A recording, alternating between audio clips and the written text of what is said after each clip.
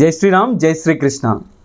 One of the world's richest country, but దాని దగ్గర gold reserves ఎన్ని ఉన్నాయో తెలుసా? 0. ఎస్, మీరు విన్నది నిజమే. 0 గోల్డ్ రిజర్వ్స్ తన గవర్నమెంట్ దగ్గర. బట్ ట్విస్ట్ ఏంటంటే one of the biggest exporter గోల్డ్లో. దాని దగ్గర చాలా పెద్ద పెద్ద మైన్స్ ఉన్నాయి.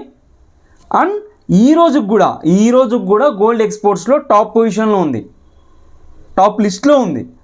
మీలో ఎంతమందికి ఆ కంట్రీ ఏదో తెలుసు? That is none other than Canada.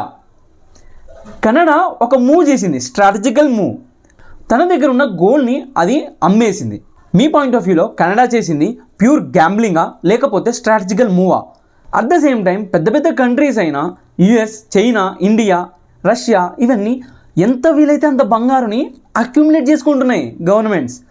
At the same time Canada సైలెంట్గా కూర్చుంది, ఉన్న గోల్డ్ని అమ్ముకొని కూర్చుంది. అంటే అది వరస్ట్ సిచ్యువేషన్లో ఉందా? మీ పాయింట్ ఆఫ్ వ్యూలో బెస్ట్ సిచ్యువేషన్లో ఉందా? ఏదైనా స్ట్రాటజికల్ మూవ్ అంటారా?